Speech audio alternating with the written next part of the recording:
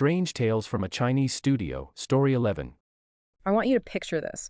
You are standing at the edge of this massive, sprawling property. We're talking dozens of acres here. Right, a huge compound. Exactly.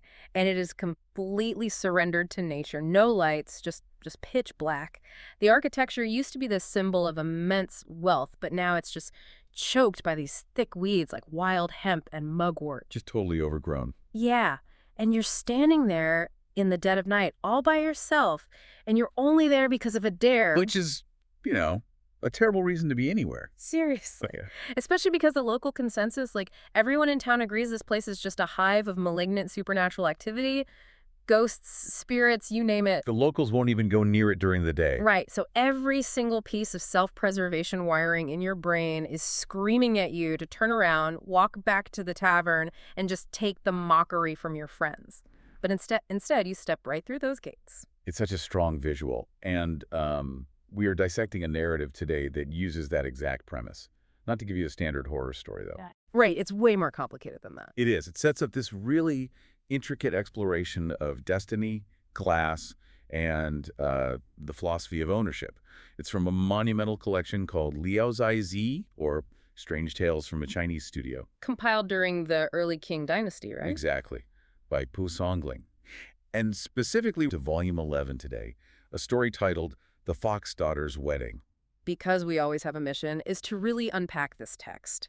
Because on one level, it operates as this incredible decade-spanning locked-room mystery. Which is so fun. It's the best. But simultaneously, it's laying out the unwritten, highly bureaucratic rules that govern the supernatural world in traditional Chinese folklore. Yeah, it's a very polite supernatural world in a weird way. Right. And we're also going to look at the socioeconomic tension that's just baked into the whole story. I promise you, by the time we wrap this up, the way you think about the things you lock away for safekeeping, like in your own house, might be completely permanently altered.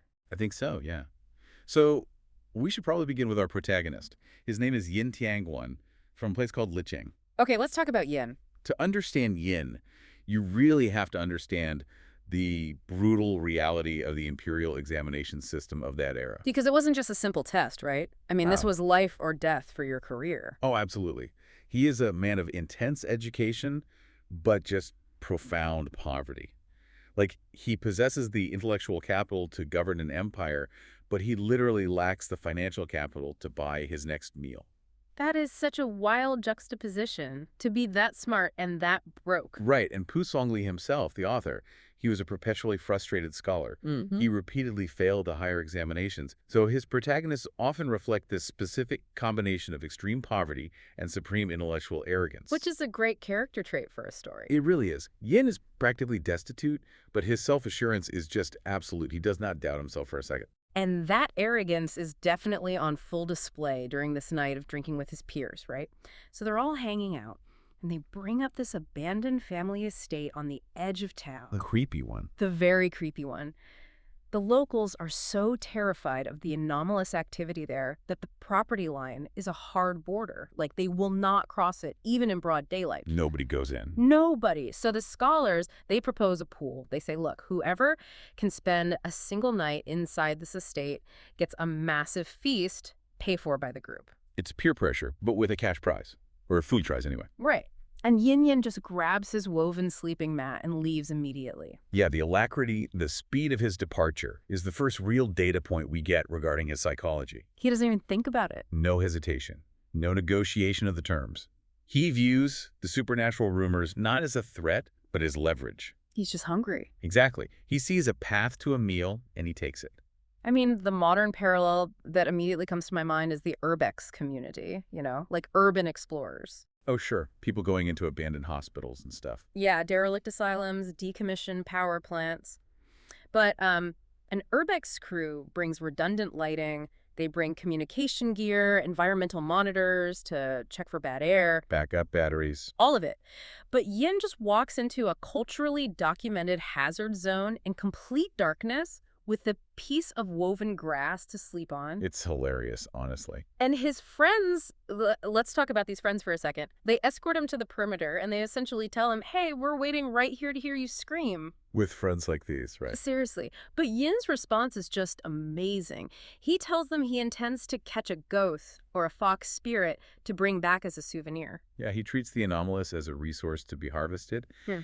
Yin's poverty, it doesn't equate to a mindset of subjugation. He doesn't view himself as a victim of his socioeconomic status. He doesn't have that victim mentality at all. Not even a little. And he certainly doesn't intend to be a victim of local folklore.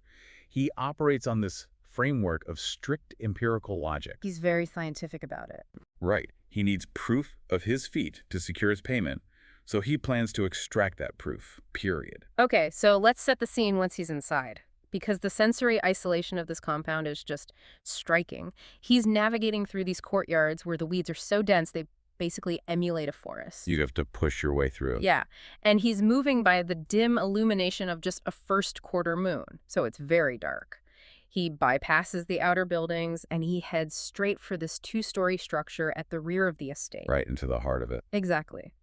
He climbs to the terrace and he finds it remarkably clean, actually, so he decides to settle there. He doesn't even look for a defensible corner. He's not hiding. Not at all.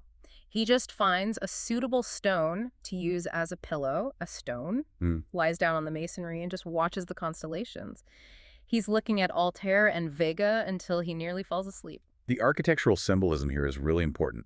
A traditional Chinese estate is supposed to be a physical manifestation of Confucian order. Family hierarchy, structure. Right, everything in its proper place. Yes. So for it to fall into total ruin like this, it implies a complete collapse of that order. It makes the estate a vacuum. And nature abhors a vacuum. Exactly. In folklore, supernatural entities, specifically fox spirits or huli jing, they move in to occupy these spaces that humans have abandoned. So they're squatters, basically. Supernatural squatters, yeah. Yeah. And Yin is lying in the absolute epicenter of that vacuum, utterly unbothered, chuckling at the superstitions of his neighbors. But that amusement gets interrupted pretty quickly, right? Toward the end of the first watch, the silence breaks. He hears the distinct rhythm of footsteps coming up the stairs. The tension must have been incredible. Oh, yeah. Yin cracks his eyes open just a bit, just enough to observe without revealing that he's awake.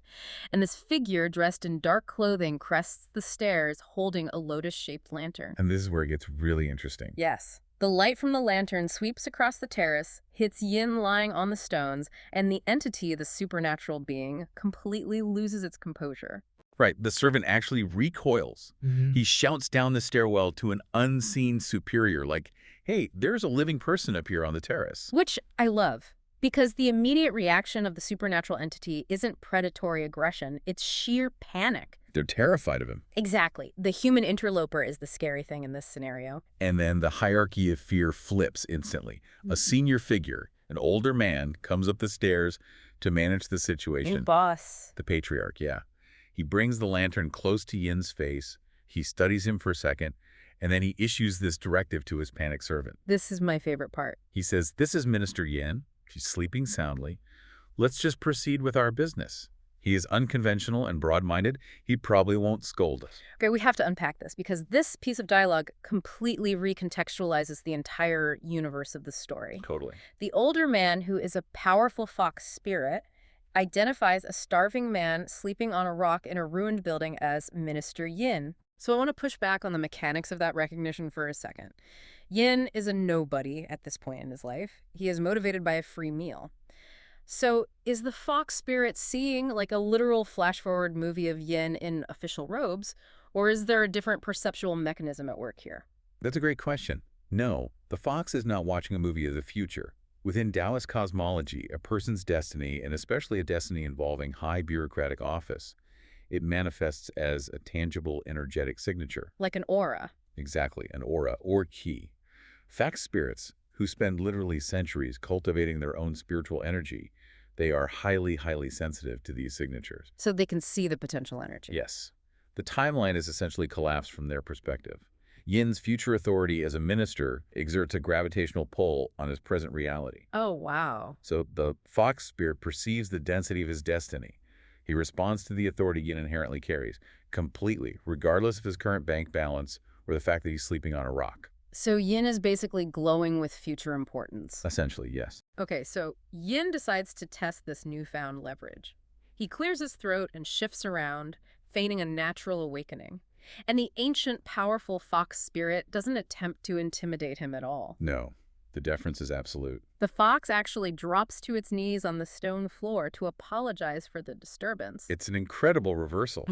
The fox explains that his daughter, and he uses this traditional, very self-deprecating term, calling her his broom and dustpan girl, she's going to be married that evening. Hence all the activity. Right. They assumed the estate was empty. They had absolutely no idea a noble person was resting on the terrace, and he begs Yin not to take offense at the intrusion. And Yin, being Yin, he pulls the entity to its feet and essentially apologizes for showing up to a wedding without a gift. He's very smooth about it. He is. And the fox's response introduces a really fascinating rule of supernatural engagement here. The fox insists that Yin's mere presence is the greatest gift possible. Yes, because a person of his destined nobility possesses an aura that actively suppresses Xiangsha. Which means malignant evil spirits, right? Correct. Malignant forces, bad luck, chaotic entities. This is such a stark divergence from Western supernatural tropes. Like, in Western stories, demons routinely possess humans or haunt them indiscriminately. But in this framework, human destiny and the bureaucratic order of the universe outrank local supernatural phenomena. Exactly. Chaos entities and malicious spirits are deterred by the sheer weight of Yin's destined state authority. It's like his future government job is a talisman. That's a perfect way to put it. The human who walked into the haunted house on a dare is now being asked by the resident monsters to act as a spiritual deterrent, like a bouncer for their private event. A spiritual bouncer, I love that. So suddenly, the estate transitions from this derelict ruin to an epicenter of high society celebration. The doors are thrown open and the terrace is just flooded with light. The text says it rivals the midday sun. Yeah, and there's this massive influx of guests. Yin is introduced to the fox's wife, the music starts up, the groom arrives, flanked by these gorgeous gauze lanterns. And the text really highlights the groom's youth and the intricate rituals of respect going on. Right, because the old fox immediately instructs his new son-in-law to bow to Yin. Right, which cements Yin's status as the guest of honor, or almost a half-host, even before the fox attends to his own patriarchal duties. It's all about that strict hierarchy. Always. And the sensory details of the banquet itself are just staggering. We are talking about serving maids moving through the crowd. The air is saturated with the scent of musk and roasting meats. It's a lavish party. Very lavish. And then the bride arrives, draped in pearls and jade. But the critical focus for Yin, and really for us as the reader, lands on the tableware. The goblets. Yes, the gold. The wine is being served from solid gold goblets, and the text indicates their capacity in dew, right? Yes, dew is an ancient measurement. It means these cups are functionally small buckets made of solid gold. Small buckets of solid gold. It is an overwhelming display of wealth for anyone, let alone a scholar who relies on bar bets to secure his dinner. Yin is sitting there drinking premium wine from vessels that are probably worth more than his entire hometown. It's a staggering amount of money. Which brings us to a really significant behavioral contradiction. Yin is sitting there, benefiting from the hospitality of these beings who just knelt before his destined nobility, but he remembers his friends waiting outside the gate. He hasn't forgotten the dare. Right. He needs proof.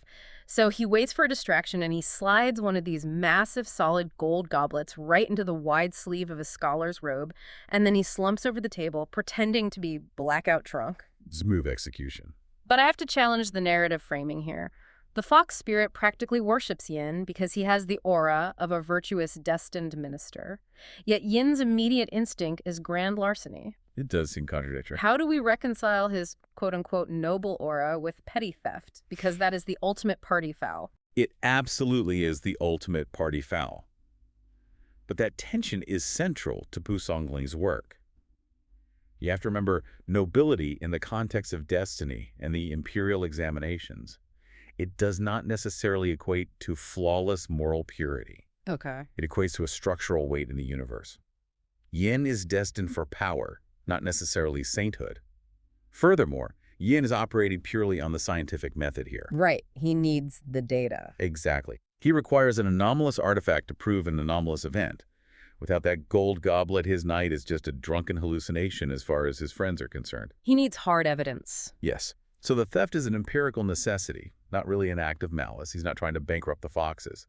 But the more revealing element is actually how the fox spirits manage the crisis when they discover the theft. Oh, this part is brilliant. Yeah. So a servant notices the missing gold and immediately suspects the human who randomly inserted himself into the wedding. Naturally. Right. The servant starts whispering, trying to initiate an investigation. And the patriarch's reaction is swift, and he's panicked. He shuts it down instantly. Aggressively shuts it down. Yeah. Because the fox does not care about the gold. His primary terror is that Yin might wake up and hear the accusation. Because accusing a destined official of a crime would be a catastrophic breach of the universal hierarchy. Exactly. The geopolitical risk, or I guess the cosmic political risk of offending Yin's destiny, totally outweighs the material loss of the gold. They calculate the risk, and they just accept the loss. They write it off. Yep. And shortly after that, the groom signals their departure. The transition is instantaneous. There's a final surge of music, a rush of movement down the stairs, and the environment just resets. The lights extinguish. All of a sudden, Yin is left in total darkness on a cold stone floor. The only evidence that anything happened is the residual scent of expensive cosmetics and alcohol lingering in the stale air. And the heavy goblet in his sleeve. Right. So he waits for the sun to rise, he walks back through the overgrown courtyards, and he finds his peers waiting at the perimeter exactly where he left them. And their skepticism is immediate, of course. Yeah, they assume he bypassed the estate entirely. They think he just slept in an alley somewhere and returned at dawn to claim the prize. Which is what a normal person would do. Exactly. But Yin doesn't even offer an elaborate defense. He simply reaches into his sleeve and produces this intricately carved, preposterously heavy golden goblet. Boom. Argument over. The argument ends before it even begins. His friends understand the economic reality immediately. Yin could not forge this. He could not purchase this object. It is a physical anomaly that breaks their understanding of the world. The artifact forces a complete paradigm shift for them. It bridges the gap between folklore and reality. It's physical proof of the impossible. So after this, the story implements a pretty substantial chronological jump. Years pass. And the old fox's prophecy comes true. Yin successfully navigates the grueling imperial examinations, and he achieves the rank of Jinshi. We should emphasize just how hard that is. Achieving Jinshi was statistically staggering. Oh, the pass rates were abysmal. Right. It required passing multiple tiers of exams with pass rates often hovering around 1 or 2%. You had to memorize the entire Confucian canon. You had to write highly structured essays under extreme duress. People died in those exam cells. Yes. But Yin achieves this, and he is appointed as a magistrate in a place called Feiqi. So he transforms from the starving scholar on the stone into the minister the fox recognized. He has arrived. And it is in this capacity, holding systemic authority, that he attends a banquet hosted by the Zhu family. Right. The Zhu family is this deeply entrenched, very wealthy lineage in Feiqi. So Mr. Zhu, he intends to honor his new magistrate Yin with a premium toast. He instructs his staff to bring out the large goblets for the wine. And what follows is a highly tense delay. Yes, you can feel the awkwardness. Servants approach Zhu, whispering urgently.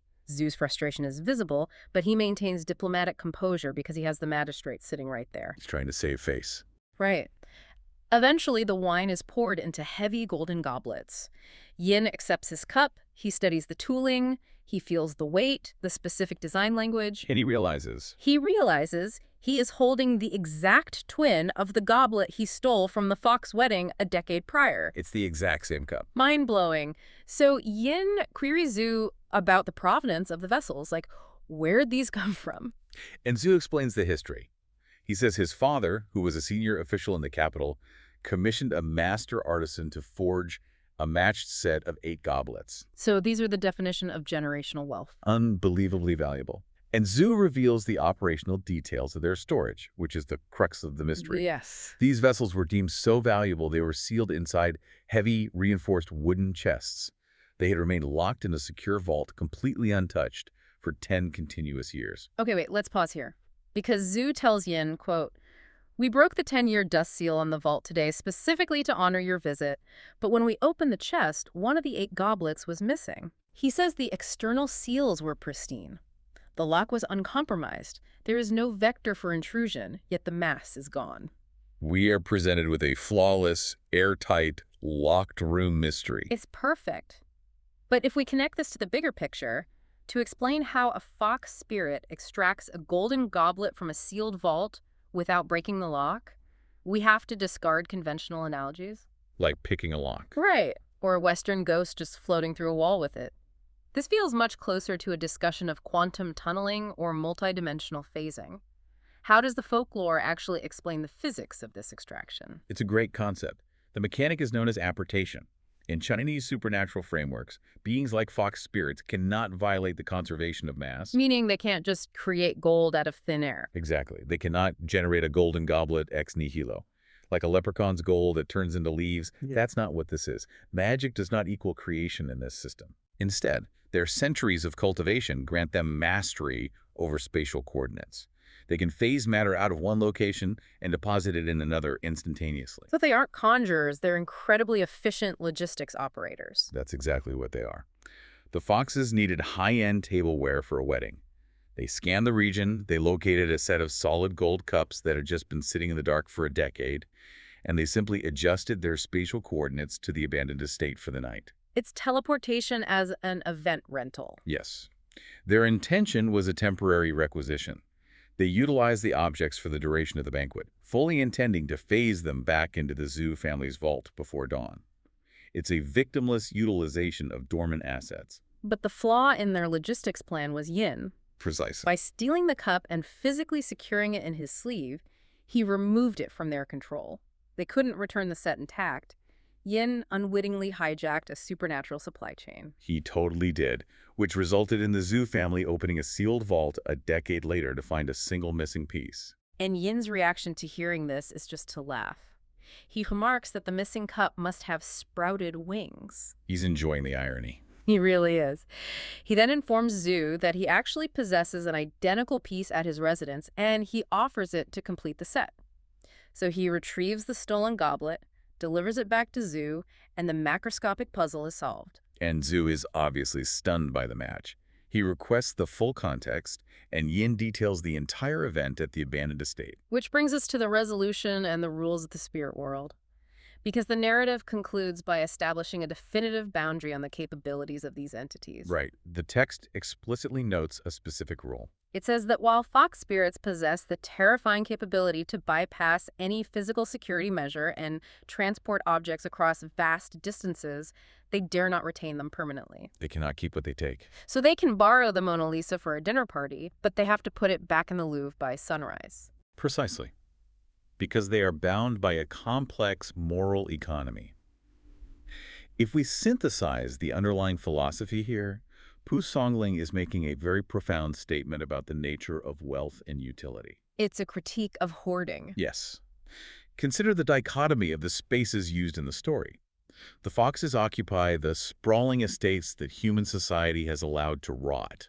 They reclaim neglected geography. And they apply that exact same philosophy to material wealth. Exactly. They bypass the Zhu family security to requisition assets that have been rendered functionally non-existent because they've been locked in a dark box for 10 years. The foxes act as a supernatural redistribution system for stagnant wealth. They recognize that ownership without utility is a hollow concept. If you aren't using it, do you really own it? Right. They are bound by the cosmic rules to return the items, avoiding permanent karmic debt. But they refuse to let beautiful things go entirely unused. They want to celebrate with them.